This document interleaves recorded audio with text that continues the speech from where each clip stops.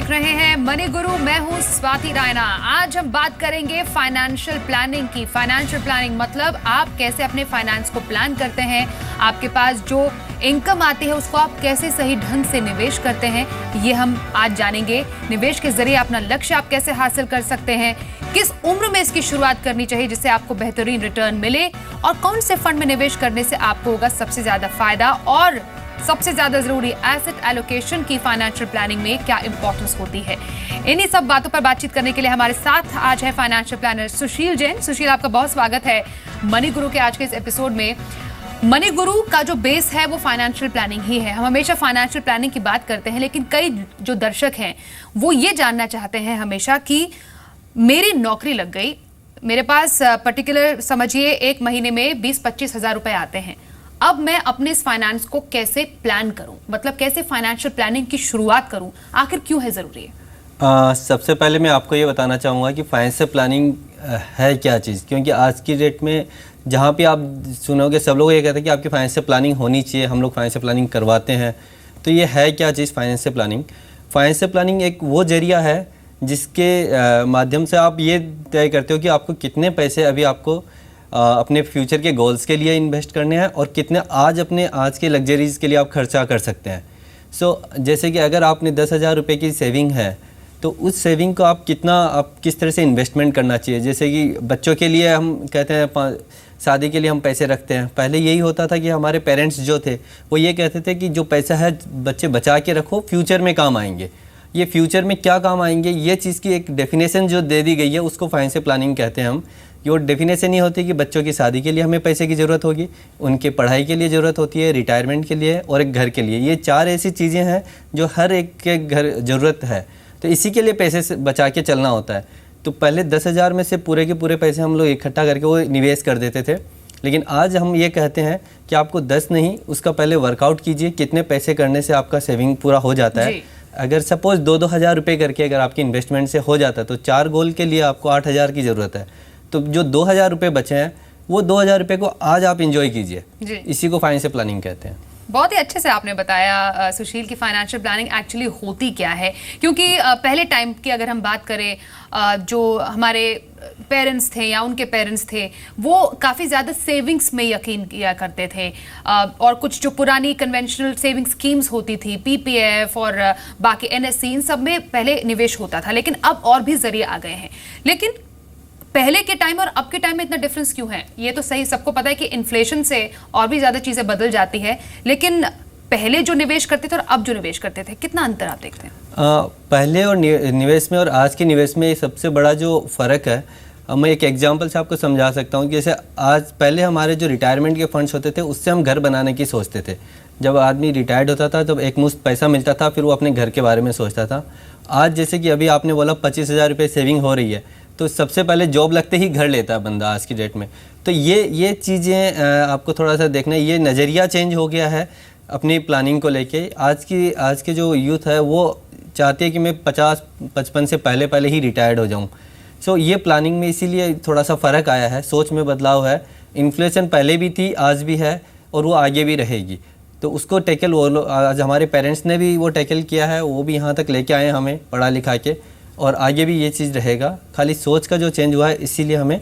और पहले जो टाइम था वो इस टाइम से तो काफ़ी अलग ही है, क्योंकि अब रिटेल सेक्टर की बात करें, बाकी सेक्टर्स की बात करें, बहुत ज़्यादा बदलाव आए हैं। तो आज के टाइम में इंडिया में फाइनेंशियल प्लानिंग की ज़रूरत कैसे पड़ गई? देखिए, जो मेजर चीज़ें हैं 2-3 बातें मैं आपको बताना चाहूँगा। पहले क्या होता था, जब निवेश की बात आती थी, अगर हमें कोई इंश्योरेंस प्लान लेना है तो हमारे पास लाइफ इंश्योरेंस ही होती थी। अगर हमें कोई म्यूचुअल फंड में इन्वेस्ट करना होता था तो यूटीआई होता था, और इसके अलावा हमारे पास ज़्यादा ऑप्शंस नहीं थे। आज की तारीख में अगर हम इंश्योरेंस की भी बात करें तो बहुत सारी कंपनियां हैं जो हमें इंश्योरेंस प्रोवाइड कराती हैं। बहुत सारी म्यूचुअल फंड हाउसेज हैं जो हमारे को म्यूचुअल फंड्स की फैसिलिटीज़ प्रोवाइड कराते हैं। इसके अलावा एक जो सबसे ज़रूरी चीज़ है वो है कि फ़िक्स रिटर्न। पहले के टाइम पे हर जगह हमें फ़िक्स रिटर्न्स मिलते थे, आज हमें फ़िक्स रिटर्न्स नहीं मिलते हैं। तो इसीलिए हमें एनालिसिस करने की ज़रूरत पड़ रही है, इसीलिए एडवाइज़र्स की हमें ज़रूरत पड़ रही है, ताकि वो हमारे बिहाफ पे एक अच्छा सा एक निवेश का उपाय दे और हम आगे निवेश कर पाएँ। वाकई आपने फिक्स्ड इनकम की बात कही, और जहाँ पर क्योंकि माइंडसेट ऐसा है सुशील कि जहां पर फायदा नहीं मिलता है लोग वहां पर पैसे नहीं लगाते हैं, तो लोग जानना चाहते हैं कि फाइनेंशियल प्लानिंग से मुझे क्या फायदा होगा। ठीक है, मेरे पास जितनी भी जमा पूंजी है, मेरे या तो बैंक में कुछ अमाउंट है या कुछ पर्टिकुलर स्कीम्स में है, मैं आखिरकार म्यूचुअल फंड्स या फिर बाकी कुछ स्कीम्स या share market for that matter पैसे क्यों लगाऊं, मुझे क्या फायदा होगा? देखिए, शेयर मार्केट में तो directly as a financial planner हम कभी एडवाइस नहीं करते हैं आपको, क्योंकि शेयर मार्केट में उन्हीं को पैसा लगाना चाहिए जिनके पास टाइम हो शेयर मार्केट को ट्रैक करने का और वो डे टू डे एक्टिविटीज़ में उनके इन्वॉल्व हो सके। सो एक जनरल पब्लिक के लिए हम यही एडवाइस करते हैं एज ए फाइनेंशियल प्लानर कि आप म्यूचुअल फंड का जरिया लीजिए इक्विटी में लगाने के लिए। और इक्विटी में लगाना क्यों ज़रूरी है, उसका सीधा सा यही जवाब है कि अगर आप इक्विटी में लगाते हो तो ही आप इन्फ्लेशन को सही से बीट कर पाते हो।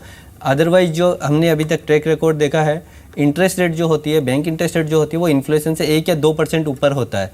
तो अगर वो 2% अगर ऊपर होता है और आपका टैक्स लायबिलिटी 30% पे हो आप, तो इफ़ेक्टिवली आपको नेगेटिव रिटर्न आते हैं।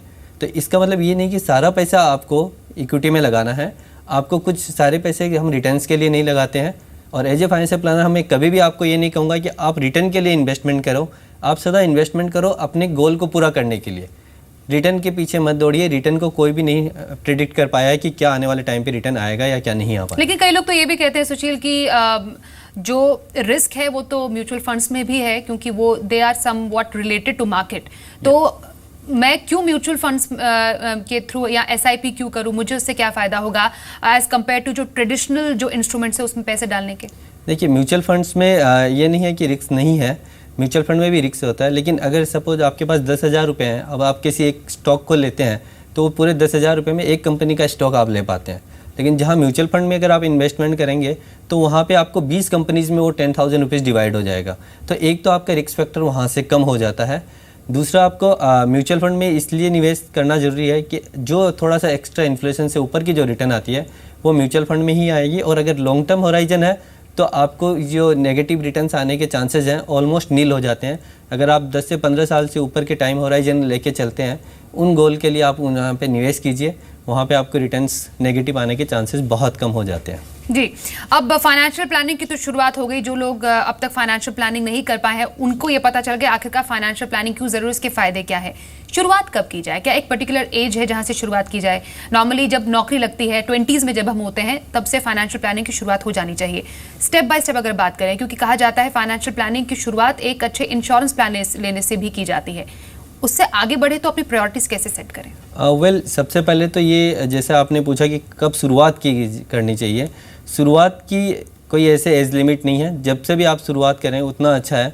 एक्चुअली ये प्रॉब्लम ये होती है जब शुरू में हमारी इनकम कम होती है, सेविंग कम होती है, तो हमारा एक ये होता है कि इतने से कम पैसे में 1,000-2,000 रुपये सेव करके मेरे को क्या मिलने वाला है। तो जब मेरी इनकम बढ़ जाएगी, सेविंग बढ़ जाएगी, तब मैं सेविंग फाइनेंशियल प्लानिंग करूँगा और निवेश करना शुरू करूँगा, जो कि बहुत ही गलत धारणा है। जितना कम अमाउंट आज, अगर जो 1,000 रुपये में आपको आगे जाके रिटर्न्स जो मिलेंगी, अगर आप 15 साल 20 साल तक रखते हैं इन्वेस्ट करके, वो आपको शायद 40 की एज से 40 के 60 की एज में करने में इतना रिटर्न नहीं देगा। आपको उस टाइम पे हो सकता है 5,000 रुपये भी करो तो भी आपको उतनी रिटर्न ना आए जितनी शायद 1,000 रुपये में आज आ जाए नेक्स्ट 25-30 साल में। एब्सोल्युटली। और आपने बोला कोई उम्र नहीं होती, जब से शुरुआत कीजिए तब से ही अच्छा है।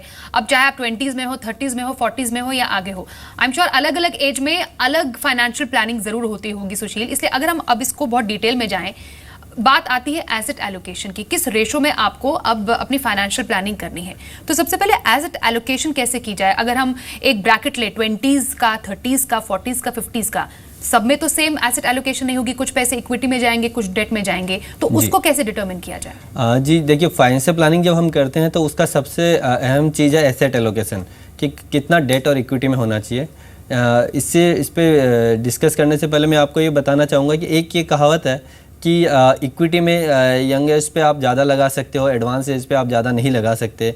थंब रूल ये कहता है 100 माइनस योर एज आप मार्केट में लगाओ। अगर आप 30 साल के हो तो 70% आपका पोर्टफोलियो का इक्विटी में आप लगा सकते हो।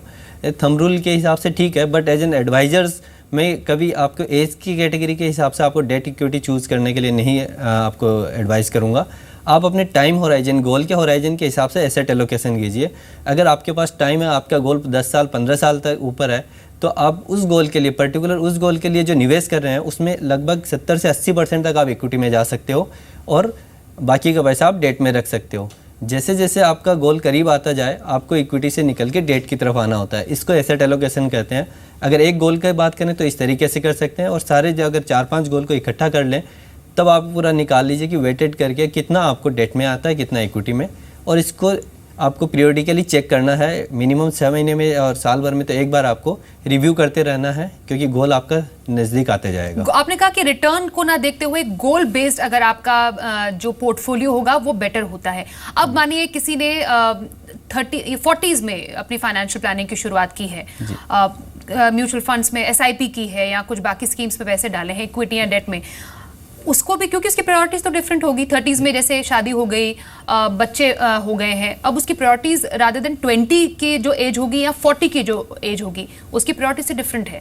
तो आपको लगता नहीं उसमें जो एसेट एलोकेशन होगा वो उन दोनों ग्रुप से अलग होगा? बिल्कुल, जैसे कि हम बता रहे हैं कि गोल आपका गोल का जैसे है, अगर 20 साल का या 22 साल के जो है और उनका अगर न्यूली मैरिड है, यू कैन से कि अगर न्यूली मैरिड है बच्चों की अगर हम बात करें तो न्यूली मैरिड के पास 15 से 20 साल तक का टाइम रहता है उनका एजुकेशन एंड मैरिज के लिए। वही 40 साल के जो बंदे हैं उनके पास इतना टाइम नहीं होता है, तो उनके पास जो टाइम कम होता है तो हम इक्विटी में एक्सपोजर कम करने के लिए कहते हैं। तो ये एसेट एलोकेशन पे काफ़ी इम्पैक्ट पड़ता है आपके गोल का टाइम होराइजन का। सदा ये देखिए कितने दिन तक आप निवेश करके रख सकते हो, उसके ऊपर आपका डेट और इक्विटी डिटरमाइन करता है। एज आपकी 40 की है, आपका बच्चे का अगर 5 साल बाद अगर उसकी एजुकेशन आ रही है तो 5 साल के लिए हम आपको ज़्यादा इक्विटी में निवेश करने के लिए नहीं कहते हैं। वहाँ पे आपका लगभग 60 से 70% पोर्टफोलियो आपका डेट में होना चाहिए। वहाँ पे हमें ये नहीं देखनी चाहिए कि इक्विटी में रिटर्न अच्छी आ रही है तो मैं इन्वेस्टमेंट करूँ, क्योंकि इक्विटी बहुत वॉलेटाइल होती है। हो सकता है आपका गोल जब जिस ईयर रहा उस टाइम पे मार्केट के फॉल आ जाए, तो आपके जो गोल अचीव करने वाले थे, टारगेट जो थे वो अचीव नहीं होगा।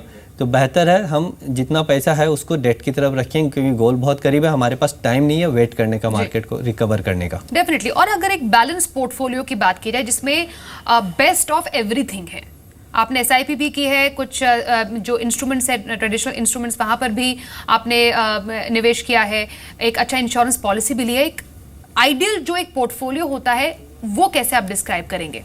देखिए, जब भी आप अपने पूरी प्लानिंग करते हैं, जैसे कि आपने सारा बैलेंस पोर्टफोलियो की बात करें हैं, तो बैलेंस पोर्टफोलियो में सबसे पहले आपको अपनी मेडिक्लेम पॉलिसी है कि नहीं, सबसे पहले आप वो चेक कीजिए।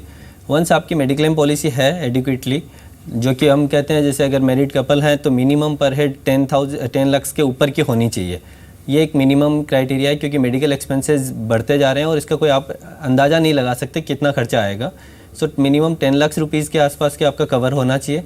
उसके अलावा फिर सेकंड आया आपको लाइफ इंश्योरेंस की। लाइफ इंश्योरेंस की रिक्वायरमेंट इसलिए कि अगर कुछ मिसहैपनिंग होती है तो फैमिलीज़ के सारे गोल्स पूरे टाइमली पूरे हो जाएं, उसके लिए आपको एक कवर लेना चाहिए। उसके बाद आप आइए निवेश के ऊपर। निवेश में पहले स्टार्ट कीजिए आप डेट फंड से। डेट में आप चाहे बैंक FD कराइए, जो कि एक इमरजेंसी फंड के लिए तो हम कहते हैं कि आपको बैंक के सेविंग अकाउंट में आपको कम से कम 3 से 6 महीने के घर खर्चे के पैसे होने चाहिए। आपको ये नहीं कि सारे पैसे आप इन्वेस्टमेंट कर दें, चाहे FD कर दें। FD भी रिकमेंड नहीं करेंगे हम। पहले बैंक में लिक्विड पैसा आपके पास 3 से 6 महीने के खर्चे का होना चाहिए। फिर आप डेट में आइए, फिर धीरे धीरे करके इक्विटी में जाइए। फिर उसके बाद फिर और काफ़ी एसेट क्लासेस हैं, आप कमोडिटीज़ में जा सकते हैं, गोल्ड ले सकते हैं, सिल्वर्स ले सकते हैं, उसमें जा सकते हैं। लेकिन शुरुआत आपको स्टेप बाय स्टेप करनी है। जैसे जैसे आपका पोर्टफोलियो की रिक्वायरमेंट फिर जैसे फंड बढ़ते जाता है, आपको डाइवर्सिफाई और ज़्यादा करते रहना है। ऑलराइट, आपने कहा कि डेट में जैसे हम निवेश कर सकते हैं, कुछ जो इंस्ट्रूमेंट्स है जैसे PPF में NPS है, PF है, और अगर इक्विटी में निवेश करना चाहें तो लार्ज कैप, मिड कैप और स्मॉल कैप फंड्स में निवेश किया जा सकता है। यहाँ पर क्योंकि रिटर्न जो है as compare to PPF, NPS और PF म्यूचुअल फंड्स के निवेश ज़्यादा रहता है, तो लोग आपको लगता नहीं ज़्यादा और अट्रैक्टेड रहते हैं? आजकल के टाइम में जो यंगस्टर्स हैं वो ज़्यादा कोशिश करेंगे कि वो SIP के थ्रू ही अपना निवेश करें रादर देन ट्रेडिशनल स्कीम्स। नहीं, SIP के थ्रू तो डेफिनेटली बहुत आपको सेफ हो जाता है। आपको मार्केट का जो उतार चढ़ाव है उसके आपको वो फ़ायदे मिलते हैं SIP के थ्रू आप करते हैं तो। लेकिन आपको इक्विटी में, मैंने जैसे कहा, आपको इक्विटी पे ही रिटर्न के लिए ही हमें इन्वेस्टमेंट नहीं करनी चाहिए। रिटर्न एक बहुत बड़ा मैटर है, लेकिन हमारा जो पर्पज़ है, हमारा पर्पज़ है अपना जो पैसा है उसको सेफ रखते हुए जो मैक्सिमम हम अर्न कर सके वो करें। ये नहीं कि हम ज़्यादा रिटर्न लेने के लालसा में हम जो है हमारे पास वो भी गवा बैठे।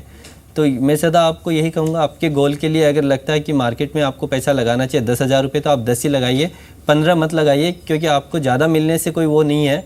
कम मिला तो आपके गोल्स पूरे नहीं होंगे, बच्चों की शादियाँ करने में दिक्कत होगी, पढ़ाई में दिक्कत हो जाएगी। ऑलराइट, क्योंकि अब ये बात भी कर रहे हैं कि एक परफेक्ट रेशो क्या होना चाहिए डेट और इक्विटी का। जैसे जैसे यहाँ पर भी क्या कुछ एज फैक्टर होता है? आपने कहा कि एज आप फैक्टर नहीं मानते हैं, लेकिन एक पर्टिकुलर अगर हम रेशो की बात की जाए, एज यू प्रोग्रेस अपने फाइनेंशियल प्लानिंग में, अपने पोर्टफोलियो में, डेट और इक्विटी का आइडियल रेशो क्या होना चाहिए? मैंने जैसे ये, क्योंकि काफ़ी जगह ये डिस्कशन में आता है कि आपके एज के हिसाब से ही आपका इक्विटी में हो। सीनियर सिटीजन है तो उसको इक्विटी एडवाइज मत करो। Totally agree. अगर आपकी बाकी चीज़ें पूरी नहीं हुई है, आपके गोल्स हैं आपको इक्विटी में करने के पहले, जैसे सीनियर सिटीजन की बात है जो 60 के आसपास के हैं, तो उनको रेगुलर रिटर्न्स की ज़रूरत होती है जो कि इक्विटी मार्केट नहीं देता। इसीलिए हम लोग उनको कहते हैं डेट में जाओ जहाँ पे एक रेगुलर रिटर्न्स आप एक्सपेक्ट कर सकते हो। तो आपका जो घर खर्चा चले, इस तरह की इन्वेस्टमेंट होने के बाद अगर किसी को ये है कि मेरे को नेक्स्ट जनरेशन में पास ऑन करना है पैसा और मेरे को 15-20 साल तक पैसे की ज़रूरत नहीं है, तो उस केस में वो इक्विटी जा सकते हैं। ऐसा नहीं है कि वो नहीं सोच सकते, लेकिन ये है कि उनका रेगुलर जो एक्सपेंसेस है उसको पहले आप कंप्लीट करो। इसमें मैं एक एग्जांपल के साथ अगर बताना चाहूँ, जैसे सीनियर सिटीजन की मंथली इनकम स्कीम है पोस्ट ऑफिस की। अगर आपके पास 6 लाख रुपए हैं और आपको इक्विटी में भी रखना है, क्योंकि आज की डेट में इक्विटी एक बहुत, जैसे आपने कहा, अट्रैक्ट करता है, रिटर्न है, सब लोग बातें करते हैं, तो क्यों ना मेरा भी पैसा इक्विटी में हो। और 60-65 की एज में अगर कोई पहली बार इक्विटी के लेना चाह रहे हैं इंटरेस्ट, तो मैं ये कहूँगा कि जो एक मुश्त पैसा है 6 लाख रुपया, आप पहले डेट में पोस्ट ऑफिस के मंथली इनकम स्कीम में डाल दीजिए, और उसके जो 1000 रुपये हर महीने या 2000 रुपये 5000 रुपये जो भी आपका महीने का आएगा, वो आप हर महीने इक्विटी में निवेश कीजिए SIP के थ्रू। तो आपका पैसे भी सेफ होंगे और आपका इक्विटी का भी एक्सपोजर। ऑलराइट, लेकिन कई बार लोग थोड़ा बहुत उतार चढ़ाव अगर आ जाता है, SIP की है, कहीं पर निवेश किया है, इंटरेस्ट रेट कम हो गए तो लोगों में घबराहट आ जाती है। तो जोखिम तो डेफिनेटली है ही इसमें, क्योंकि आपने अपनी जिंदगी भर की जमा पूंजी इसमें लगाई है। तो आखिरकार इस जोखिम को कैसे संभालें? देखिए, जब भी आप म्यूचुअल फंड में निवेश करते हैं तो कुछ चीज़ों का आपको ध्यान रखना है। अगर आप फर्स्ट टाइम इन्वेस्टर हो तो मैं आपको ये कहूँगा कि एक तो आप SIP का रूट लीजिए जिसमें हर महीने जाए। इससे आपका एक जोखिम कम हो जाता है कि इकट्ठा अगर आप 1 लाख रुपए डाल देते हैं और मार्केट ऊपर या नीचे होती है तो आपको नुकसान हो सकता है नीचे हुई तो। और वहीं आप अगर 10-10 हज़ार रुपये पूरा अक्रॉस द ईयर डालते हैं तो कभी ऊपर नीचे करके एवरेज आउट होकर आपको रिटर्न्स अच्छी आ जाती हैं। दूसरी चीज़, आपको स्कीम को चुनाव करते वक्त थोड़ा चीज़ का ध्यान रखना है। शुरुआती है तो आप थोड़ा डाइवर्सिफाइड फंड्स या लार्ज कैप फंड से आप शुरू कीजिए, फिर आप मिड कैप और स्मॉल कैप में जा सकते हैं, और फिर सेक्टरल्स में जा सकते हैं। फंड्स कैसे चुन सकते हैं? क्योंकि जो फर्स्ट टाइम इन्वेस्टर्स होंगे उनको एक कंफ्यूजन हो रहता है मन में कि मैं कौन सा फंड चूज करूं, मुझे कैसे पता चलेगा ये फंड मेरे लिए अच्छा है? नहीं, फंड चूज करने के लिए जैसे कि मैंने कहा, आपको डाइवर्सिफाइड फंड्स में जाइए, किसी एक सेक्टर में या स्मॉल कैप या मिड कैप इनमें नहीं जाइए, क्योंकि ये जो मिड कैप फंड्स होते हैं वो सिर्फ मिड कैप कंपनीज में पैसा लगता है, और स्मॉल कैप में तो वो काफ़ी रिस्की हो जाता है। और सेक्टरल तो आप बिल्कुल ही निवेश ना कीजिए क्योंकि वो एक सेक्टर स्पेसिफिक हो जाता है। सो हमारे को इतनी जानकारी नहीं है क्योंकि हम फर्स्ट टाइम इन्वेस्टर हैं। तो डाइवर्सिफाइड फंड में फंड मैनेजर के पास ये ऑप्शन होता है कि वो किस सेक्टर में लगाए, किस लार्ज कैप में लगाए, स्मॉल कैप में लगाए, उनके पास फ्रीडम होती है। तो वो एक्सपर्ट होते हैं इस चीज़ की, तो उनको ये निर्णय लेने दीजिए कि कहाँ पैसा लगाना है। हम वो डाइवर्सिफाइड फंड के थ्रू अच्छे फंड हाउसेज के डाइवर्सिफाइड फंड में आप निवेश कर सकते हैं। ऑलराइट, और आपके पोर्टफोलियो में किसी ने पोर्टफोलियो बनाया, टर्म इंश्योरेंस कितना होना चाहिए? क्योंकि कई लोग ये जानते हैं हमने निवेश तो कर लिया है लेकिन एक अच्छा टर्म इंश्योरेंस लेना काफ़ी ज़रूरी माना जाता है, तो उसका रेशो कितना हो? देखिए, टर्म इंश्योरेंस आपके होना चाहिए, और उसका जो कितने का होना चाहिए, 50 लाख का, 1 करोड़ का या 2 करोड़ का, ये निर्धारित करने के लिए आपको कुछ बातों का ध्यान रखना है। जैसे कि आपके एक फाइनेंशियल गोल्स, रेस्पॉन्सिबिलिटी गोल जो कि आपको पूरे करने हैं, जैसे कि बच्चों की शादी है, घर खरीदना है, या पढ़ाई है बच्चों की, ये 3 चीज़ के अलावा जो एक्सपेंसेस होंगे, हाउस होल्ड एक्सपेंसेस होंगे, अगर आप नहीं होते हो तो उसके बाद जो घर के खर्चे चलने हैं, वो खर्चों का जो टोटल अमाउंट जितना होता है, उनको सब इन्फ्लेशन को देखते हुए उन सब को मिला के जो अमाउंट होता है, वो अमाउंट का आपके पास टर्म इंश्योरेंस होना चाहिए। यहाँ पे आप 2 चीज़ों को लेस कर सकते हैं। एक, अगर पहले आपकी इंश्योरेंस ली हुई है वो आप लेस कर दीजिए उस अमाउंट से, और अगर आपने पहले कोई निवेश किया हुआ है पैसा, तो वो पैसा भी आप डिडक्ट कर सकते हैं। बट मैं आपको सदा ये कहूँगा, ये जो इन्वेस्टेबल अमाउंट है वही आप कीजिए, जो डेट में FDs वगैरह कर रहे हैं लेस वही कीजिए। आपके कई के पास प्रॉपर्टीज़ होते हैं, वो लोग उनको भी लेस कर देते हैं। प्रॉपर्टीज़ या ज्वेलरीज वगैरह को आप इसमें ऐड मत कीजिएगा, क्योंकि ये चीज़ हमारे को सोसाइटी में ये अलाउ नहीं करते कि इस सब चीज़ों को हम बेचें। सो आपको टर्म निर्धारित करने के लिए टर्म इंश्योरेंस कितना होना चाहिए, ये 3-4 बातों का आपको ध्यान रखना है, उसके बाद आप इन्वेस्टमेंट्स कर सकते हैं आगे। और कई लोग जो अब फाइनेंशियल प्लानिंग की शुरुआत करने जा रहे हैं सुशील, हमारा शो देखने के बाद, उनको अपना एक होराइजन कितना रखना चाहिए? क्योंकि कई बार लोग अगर SIP करते हैं वो एक्सपेरिमेंट बेसिस पे कर लेते हैं, चलो मैं थोड़ा पैसे इसमें डाल देता हूँ, लेट्स सी क्या होता है आगे। देखिए, फाइनेंशियल प्लानिंग जो होती है वो पूरी लाइफ की होती है, तभी वो परफेक्ट हो पाती है। इवन उसके आगे भी आपको एक बहुत इंपॉर्टेंट पार्ट है फाइनेंशियल प्लानिंग का, विल प्लानिंग। जैसे ही फाइनेंशियल प्लान करो उसी टाइम पे आप विल की प्लानिंग कर लो कि वो जो पैसा आपके बाद किस किस को जाएगा, कौन नॉमिनी है, कौन इसका बेनिफिशियरी है। क्योंकि अगर इनमें कुछ डिस्प्यूट आता है तो इसको वेरीफाई करने में भी साल भर लग जाते हैं। अगर आप कहीं नॉमिनी नहीं दे रखे हैं तो वो नॉमिनी के लिए भी आपको प्रॉब्लम ये आ जाती है कि अगर आप सक्सेशन सर्टिफिकेट लेने जाएँ तो पूरे 1 साल का प्रोसेस है। सो आपको विल कीजिए, विल प्लानिंग कीजिए, एंड आप पूरी ज़िंदगी भर का लीजिए। 80 ईयर्स ऑफ एटलीस्ट आपको लाइफ एक्सपेक्टेंसी अपनी लेके चलनी चाहिए, अपने परिवार की लेके चलनी चाहिए। उसके हिसाब से आपको फाइनेंशियल प्लानिंग करनी चाहिए, तभी जाके आपकी परफेक्ट फाइनेंशियल प्लानिंग हो पाएगी। Thank you so much Sushil Jain, हमारे साथ मनी गुरु के आज के स्पेशल एपिसोड में जुड़ने के लिए। अगली बार आपसे फिर से मुलाकात होगी एक और इंटरेस्टिंग एपिसोड के साथ। तब तक के लिए आप बने रहिए हमारे साथ और देखते रहिए जी बिजनेस।